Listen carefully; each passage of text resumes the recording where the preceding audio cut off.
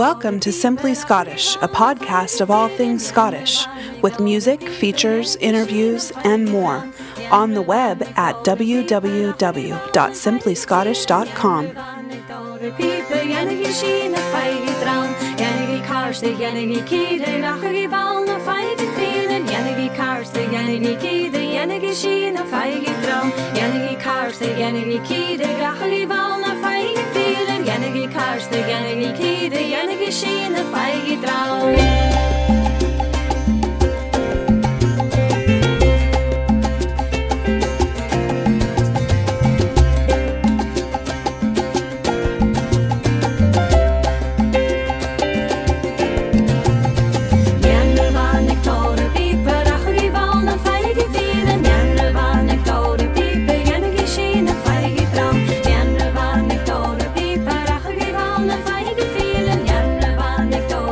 Welcome to Simply Scottish, the 30-minute show of Scottish culture, history and music.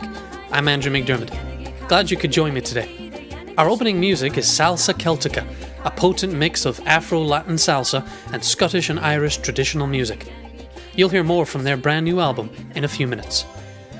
This is the 50th episode of Simply Scottish as a podcast. The show was originally a weekly radio program co-hosted with my father that aired on various stations in North America from 1999 to 2001. After a 10-year break to finish school and start a family, I relaunched Simply Scottish in 2011. On this episode, I'm sharing my favourite Scottish destinations. Catch up on our last 49 episodes by subscribing to the show on iTunes. It's also syndicated 6 days a week on the Celtic Radio Network, available at celticradio.net and on the Live 365 online radio platform. And for a detailed episode guide, complete with song playlists, visit our website, www.simplyscottish.com. Finally, I enjoy keeping in touch with listeners between episodes on Facebook and Twitter. And yes, I'm even on Pinterest. So many networks, so little time, eh? Bottom line, do keep in touch. You can even send me an old-fashioned email at andrew@simplyscottish.com. Simply Scottish is sponsored in part by Scottish Memories magazine, Scotland's premier nostalgia magazine. In each issue you'll find in-depth feature articles, reader recollections, travel info, and more. Subscribe to the magazine in physical or digital format at www.celebrate-scotland.co.uk. That's www.celebrate-scotland.co.uk. Starting with music, this is more of the brand new sounds from Salsa Celtica. From their latest album, The Tall Islands, here's a twist on a Scottish Gaelic walking song from Lewis in the Western Isles. Walking songs came from the old tradition where groups of women would sing call and response songs to accompany the work of softening newly woven tweed cloth. This is Hey Mandu. Hey Mandu, strug na chike. Hey Mandu, shut kan hiri. Hey Mandu, kilis licher hiri aro erges chillet. Hey Mandu, hiri aro horo huo. Hey Mandu, smishe gala. Hey Mandu, nola sale. Hey Mandu, lemolanan hiri aro schavik tala. Hey Mandu, hiri aro horo huo.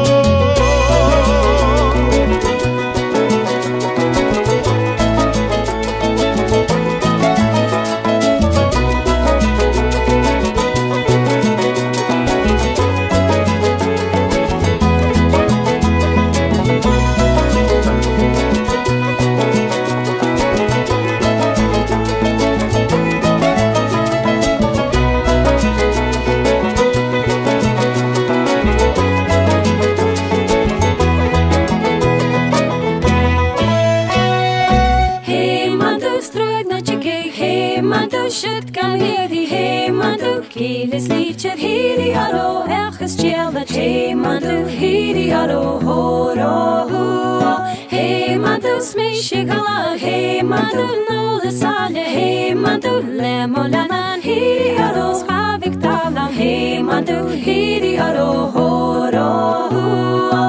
When my family immigrated to the United States in 1990, we settled in South Texas. We spent 11 years there, soaking up the sunshine and trying to live with the mosquitoes.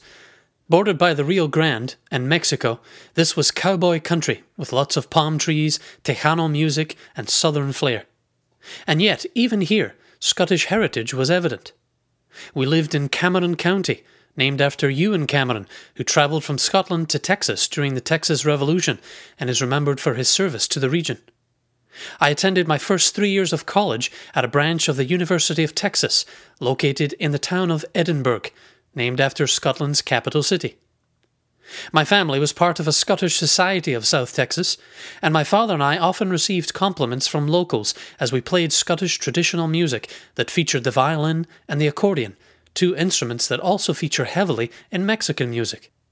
For 3 years, my father and I hosted a weekly hour-long radio program on a local NPR affiliate in South Texas.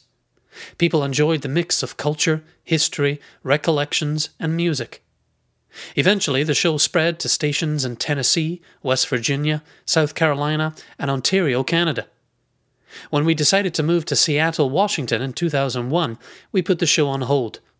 For years I wanted to start it up again, but the right time didn't come until 2011, when I officially restarted the show as a podcast, making it easy for people to tune in from all over the world. It has been a great experience. Doing the show in a digital era means chatting with artists over Twitter and getting their music digitally, utilizing the iTunes store to reach a new audience, and hearing from listeners tuning in from around the world, from Brazil to Tanzania, from Michigan to Germany. To help celebrate 50 episodes, I thought I'd share a few voice messages I recently received from listeners who enjoy the show. First up is Esden Jumanne, listening in Tanzania. My name is Esden Jumanne, but mostly known as the Rocker, so you better say Esden the Rocker. It's actually really being a pleasure reading from you this night. And Simple Scottish is just one of the programs that I really like online up to now. And actually, I have to let most of my friends listen to that show, man. They ain't gonna be happy, right? Thank you. In my neck of the woods, Seattle, Washington, listener Stacey Solemsley is editor of the quarterly newsletter of the Clan McKinnon Society and lover of all things Scottish. She had this to say about the show. Hi, my name is Stacey Solemsley, and I listen to Simply Scottish in Seattle, Washington. My favorite thing about Simply Scottish is learning about new musical artists that I'm not familiar with, along with learning more about Scotland's rich history. Speaking of clans, Jonathan Ross, an active member of Clan Ross America, sent this message. I appreciate Andrew's dedication to Scottish subject matter. I've always actually enjoyed listening to the show. Keep up the good work, and hopefully we'll be around for 50 new episodes. My sister Naruma enjoys listening to the show as well. She sat down with her 4-year-old daughter Judah to say hello. My name is Naruma. I live in Marysville, Washington, and I am the sister of Andrew McDiarmid, who hosts the show. My favorite episode is the couple episodes that Andrew did about Sir Thomas Lipton, and Andrew does a wonderful job. Okay, thank you for listening. Bye-bye. My name is Judah, and I live in Washington. My uncle's Andrew. My favorite part is the show when my nanny is making Simply Scottish shortbread. Thanks for listening. That's all. Enjoy the show. Simply Scottish Radio. Then there's Kelly Unger in Bellevue, Washington. Not only do I have the privilege of working with her at the Discovery Institute, she also enjoys the show. Hello, I'm Kelly Unger from Bellevue, Washington, and I've been a listener of Simply Scottish podcasts almost since their inception. I keep tuning in because the shows are so entertaining and educational. I love learning about Scotland and how influential this tiny country has been. Plus, listening to Andrew helps me practice my Scottish accent. You never know when that might come in handy. Thanks, Andrew, for your bright spot in my week. And finally, tuning in from Nova Scotia in Canada, Anthony Stayers has been a fan of Simply Scottish basically since it got going as a podcast. Here are Anthony's kind words. Hello, Andrew. It's Anthony Stayers from Hodges Cove, Newfoundland. I just wanted to pop in and take the opportunity to congratulate you on your upcoming 50th episode of Simply Scottish. I first discovered Simply Scottish by searching around on Facebook, and I'm very glad that I did happen across it because I've enjoyed every episode that you put out. So I'm definitely looking forward to the 50th. My wife and I, whenever we can, we try to listen to it at home, but from time to time we'll sneak one in at work, but we'll keep that to ourselves. If I had to pick my favorite part of Simply Scottish, I guess it would be the musical content. I enjoy finding out about new artists and their works, and then researching it further afterwards. The varied content that you have in each of the episodes is really interesting, and as someone who hopes to eventually make it to Scotland someday, I believe that just allows a little bit of a glimpse into what we can expect when we get there. I have family connections from Scotland, and I think that's on the bucket list. We need to get there before we're old, bottom line. Anyway, really appreciate the effort you put into the episodes, Andrew, and best wishes and congratulations. Cheers. The best part about doing Simply Scottish is being able to interact with fellow Scotland lovers. So I want to take a moment to thank you, my listener, without whom I'd just be talking to myself, and that's not really productive. Thank you for listening today, and if we haven't talked yet, I look forward to being in touch. With that, here's to another 50 episodes of Simply Scottish, where our mission is to build an educated, passionate community of Scotland lovers around the world that is dedicated to promoting Scotland's interests and living out the Scottish qualities of friendship, perseverance, and industry. In a few minutes, I'll share my favourite Scottish destinations. First, here's music from Old Blind Dogs. This is called The Sleeping Warrior.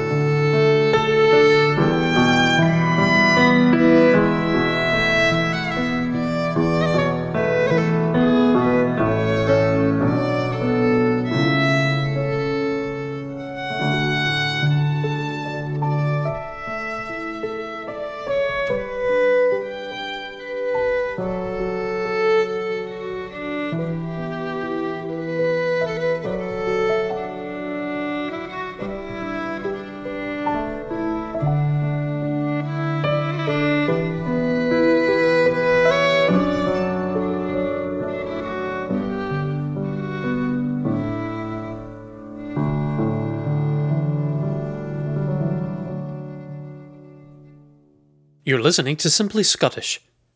Although my family moved to the US when I was 11, I still have a lot of great memories growing up as a child in Scotland. People often ask me what my favourite places are, so I recently sat down and made a list. These places are personal favourites, so you won't find this list in any guidebook. Taken together, they combine history, natural beauty, and adventure, and highlight what I consider to be some of the best Scotland has to offer. I've arranged them as a travel itinerary, from the borders to the Highlands and back to the capital city. We start this journey in Yarrow Ford, a small village in the Scottish borders, a few miles from the town of Selkirk. The Yarrow Water, a tributary of the Ettrick Water and the Tweed, flows through the village and provides excellent trout and salmon fishing. Yarrow Ford is in the Ettrick Forest, an ancient royal woodland that is much smaller today than it used to be due to sheep farming and industrial forestry. This peaceful region in the borders was home to poet James Hogg, known as the Ettrick Shepherd. Largely self-taught, Hogg is well known for his verse and was a friend to another son of the borders, Sir Walter Scott. Yarrow Ford is also the place my parents chose for their honeymoon. After a memorable wedding at St. Giles Cathedral, the High Kirk of Edinburgh, my father whisked his new bride away in his taxi, leaving the hustle and bustle of the capital for the tranquility of the borders. Their first days as a married couple were spent taking walks along country roads and through the woods. Their nearest neighbours were sheep. What a lovely place to start a life together. Nearby, the royal borough of Selkirk provides visitors with a dose of history and culture. It was here that Scotland's freedom fighter William Wallace was proclaimed Guardian of Scotland. And every year in June, you can catch the Selkirk Common Riding, one of the largest cavalcades of horses and riders in Europe. 300 to 400 riders gather to commemorate the fallen at the Battle of Flodden. That's all in and around Yarrow Ford. Another favourite destination of mine is not too far off. The ruins of Dryborough Abbey can be found in wooded seclusion beside the River Tweed. Founded in 1150 by the pre-Monstratensian order, the abbey buildings have been destroyed by fire 3 times and ravaged by war on 4 occasions, and yet the peace and tranquility remain. Dryborough Abbey boasts some of the best Gothic church architecture in Scotland. Its chapter house features original plaster and paintwork. Among those buried at the abbey are famed Scottish novelist and native of the border, Sir Walter Scott, and World War I Field Marshal Douglas Haig. There are other fine examples of abbey ruins in the borders, including Melrose, Jedburgh and Kelso, but Dryborough Abbey stands out in my mind for its magnificent architecture and pervading sense of peace. From Dryborough, we head north to the coastal town of Dunbar on Scotland's southeast coast. This former royal borough is less than an hour's drive from both Edinburgh and the English border at Berwick-upon-Tweed. I have fond memories as a child of visits to the port of Dunbar, be it sitting with fish and chip suppers and watching the boats come in, or playing among the ruins of an ancient stronghold, Dunbar Castle. I wasn't the only young Scotsman to enjoy Dunbar before immigrating to America. Naturalist, author and conservation pioneer John Muir was born here in 1838. In his autobiography, Muir describes his boyhood pursuits in Dunbar, which included reenacting battles from the wars of Scottish independence and hunting for birds' nests. His restless spirit and love for nature followed him to America, where his family immigrated in 1849. There he's well known for his efforts to preserve America's wilderness, and millions have read his letters, essays and books recounting experiences and adventures in nature. Muir's birthplace in Dunbar is now a family-friendly interpretive centre, exploring his work and his achievements. Other highlights of Dunbar include historic buildings, caravan parks, golf courses, and the John Muir Country Park, located on a beautiful stretch of coastline. Coming up, 2 of my favourite destinations in Scotland's capital city. First, here's Deacon Blue with Twist and Shout.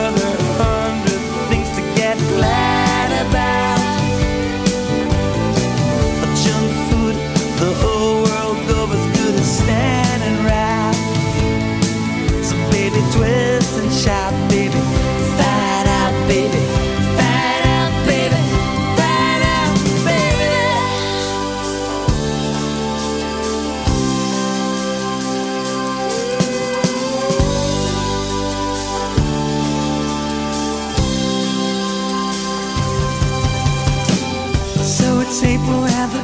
The things you say don't seem as certain as a hug my neighbor. We kissed at midnight and the wee wee bells had gave me courage for my heart to tell. I see a pale girl in the blue room with a pink dress and a white smile. I need a pink smile on a dark night for the right girl to be sure it's right. I see a pale girl in a blue room with a pink dress and a white smile. I need a pink smile on a dark night from the right girl to be sure it's right.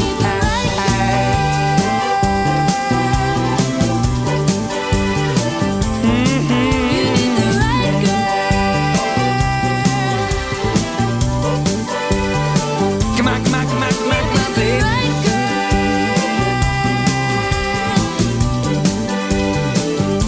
We're working on it.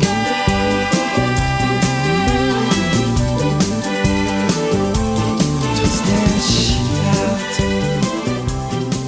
Come on, my baby. This is Simply Scottish. Find an episode guide and a playlist of songs you hear on the show on our website, simplyscottish.com.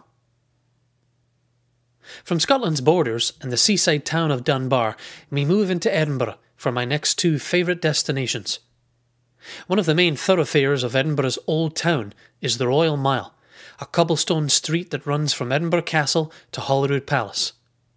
In addition to these key landmarks, the Royal Mile is home to a number of other notable places, including legal buildings like the High Court and Court of Session, the Edinburgh City Chambers, the Heart of Midlothian, John Knox's House, Carruber's Christian Centre, the Scottish Storytelling Centre, and the striking Scottish Parliament Building. In the middle of all this history and culture stands the High Kirk of Edinburgh, St Giles Cathedral. With its famed crown spire, St Giles is the historic city church of the capital city. It's the mother church of Presbyterianism, and it's home to the chapel of the Order of the Thistle, Scotland's chivalric company of knights headed by the Queen. The church was founded in the 1120s by the Scottish royal family, named in honour of the patron saint of the town, St Giles. One of its most famous ministers was John Knox, who led the church from 1559 to 1572. Knox is considered the leader of the Protestant Reformation in Scotland, and was instrumental in establishing the styles of worship and administration that were to be accepted throughout the country. The church has been involved in a number of key events and periods in Scottish history, not the least of which, to me, is a wedding held there on October 16th, 1977. On that day, a crowd of Sunday worshippers, family and friends gathered to watch my mother and father marry on one of the first Sunday weddings held at St Giles Cathedral in many years. The ceremony was conducted by the Reverend Gillespie Macmillan, who served as a minister of St Giles from 1973 until his recent retirement in 2013. On a trip back to Scotland in 2010, my wife and I visited the Reverend Macmillan at St Giles. In addition to praying a blessing over our family, he recalled my mother's persistence in organising the wedding, and was able to pull down the church record book and point to the records of both my and my sister's births and christenings. So given the significance of the church in national history, and my own personal history, it's no surprise that St Giles would rank as one of my favourite destinations in Scotland. Not far from St Giles Cathedral, you'll find another of my favourite destinations, Princes Street Gardens. Set in a valley between Edinburgh's old and new towns, and below the volcanic rock foundation of Edinburgh Castle, Princes Street Gardens is a must-visit location in Edinburgh, and serves as the jumping-off point to a number of Scottish adventures. Given its location, Princes Street Gardens is probably the best-known public park in Edinburgh. It was actually formed when a freshwater loch, the Nore Loch, was drained in the early 19th century. The gardens run along the south side of Princes Street, the busiest shopping centre in the city. The east and west portions of the park are separated by the Mound. This street connects Princes Street to the Royal Mile and is home to the National Gallery of Scotland, the Royal Scottish Academy, the General Assembly Hall of the Church of Scotland, and the headquarters of the Bank of Scotland. Princes Street Gardens is home to the Scott Monument, a Gothic spire built in 1844 to honour Sir Walter Scott. The highest platform in the monument is 287 steps up, and if you make the trip, you'll get a certificate and some lovely views for your trouble. You'll also find statues of David Livingstone, Alan Ramsay, Thomas Guthrie, and James Young Simpson. The park features war memorials and the world's first floral clock at the eastern entrance. Railway lines run along the southern edge of the gardens and lead to Waverley Station, where trains connecting Edinburgh with all parts of Scotland and the UK come and go. The Ross Bandstand is home to a number of concerts and events during the year, including festivities at Edinburgh's well-known Hogmanay celebration. For me and so many others, Princes Street Gardens is a place to relax in peaceful and beautiful surroundings. It's a great place to rendezvous before you begin a train trip, take a break from shopping and sightseeing, or just take in some sunshine and beautiful views of the castle during your day. Locals and visitors alike enjoy this lovely park in the heart of Scotland's capital city. I'll continue my journey through Scotland on another episode with 5 more of my favourite Scottish destinations. From the borders and the capital, we'll head north to Stirling, St Andrews, Aviemore, the Isle of Skye, and I'll take you to the northernmost point of mainland Scotland and gateway to the Orkney Islands, the wee village of John O'Groats. That's all in part 2 of my 10 favourite Scottish destinations on Simply Scottish. That's it for our 50th episode. If you like the music you heard today, why not try to win some? Winners of our monthly music giveaway choose an album of their choice from a catalogue of over 4,000, courtesy of MusicScotland.com. Enter online at simplyscottish.com, or get our updates on Facebook and we'll remind you each month. Facebook.com/Simply Scottish. We'll conclude with music from Scottish Gaelic singer Julie Fowlis. You might recognise her voice from songs featured in the Disney Pixar film Brave. From her new album Every Story, this is Love Led Me Home to My Mother. I'm Andrew McDiarmid. Join me again next time for another exploration of all things Scottish. Grailig gachig am vaes mi A gullig gachig am vaes mi Dor chroi hanum. Simply Scottish is hosted and produced by Andrew McDiarmid. Show content, copyright Simply Scottish Media. All music is used with consent of copyright holders. Continue your Simply Scottish experience at simplyscottish.com. Thanks for listening.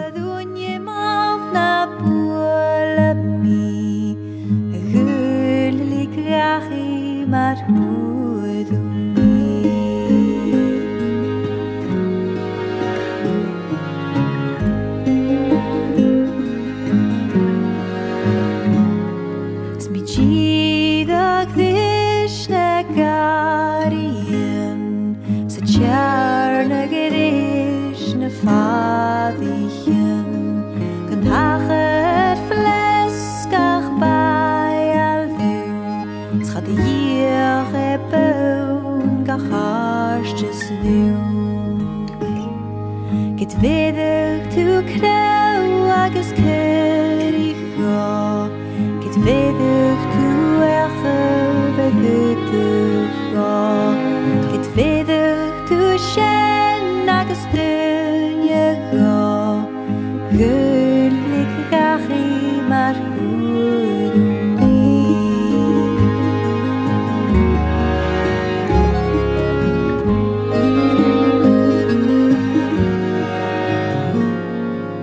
Troti ma hits ma vaes ut Troti ma hinjugs ma harsten doet Ach maraib ma hut verazen nu But it teach me